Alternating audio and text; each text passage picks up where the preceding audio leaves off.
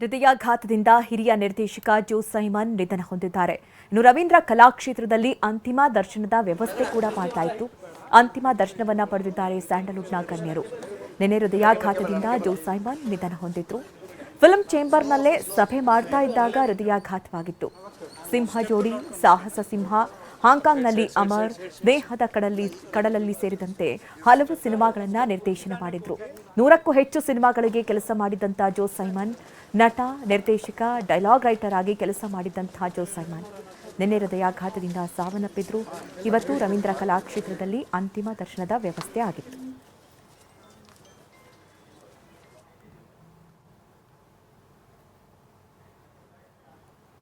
ಭಾಳ ನಿಜವಾಗ್ಲೂ ಹೇಳ್ತೀನಿ, ಅಂಥ ಸಹೃದಯಿ ಅವ್ರ ಜೊತೆ ನಾನೊಂದು 2 ಸಿನಿಮಾ ಮಾಡಿದ್ದೀನಿ. ರಕ್ತ ತಿಲಕ ಒಂದು ಸಿನಿಮಾ ಮಾಡಿದ್ದೀನಿ, ಸಿಡಿದೆದ್ದ ಸಹೋದರ ಅಂತ ಒಂದು ಸಿನಿಮಾ ಮಾಡಿದ್ದೀನಿ.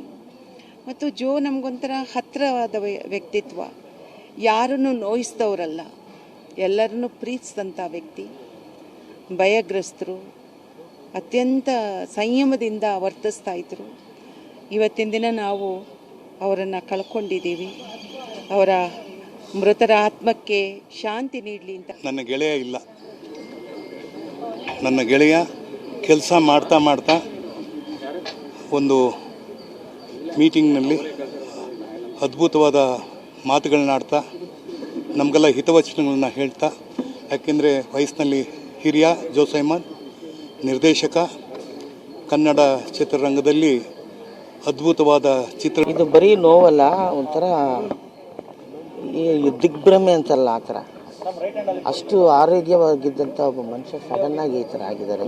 ತುಂಬ ಒಳ್ಳೊಳ್ಳೆ ಸಿನಿಮಾಗಳನ್ನ ನಿರ್ದೇಶನ ಮಾಡಿದ್ದಾರೆ. ಅವರು ಒಂದು ಮಾತು ಹೇಳಿದರು, ಕೊನೆಯ ಉಸಿರು ಇರೋವರೆಗೂ ಪೆನ್ನು ಪೇಪರ್. ಅವ್ರಿಗೆ ಒಂದು ಸಾರಿ ಈ ಸೀನು ಅಂತ ಹೇಳಿದ್ರೆ ಸಾಕು, ಟಕ್ ಅಂತ ಅಲ್ಲೇ ಪೆನ್ ತೊಗೊಂಡು ಪಟ ಬರೆಯೋರು. ಅಷ್ಟಕ್ಕೂ ನಾನು ತಿಮ್ಮರಾಯ ಅನ್ನೋ ಒಂದು ಸಿನಿಮಾ ಹೀರೋ ಆಗಿ ಮಾಡಿದ್ದೆ. ಆ ಸಿನಿಮಾ ಕತೆ ಬರೆದವರೇ ಜೋ ಸೈಮನ್ ಸರ್.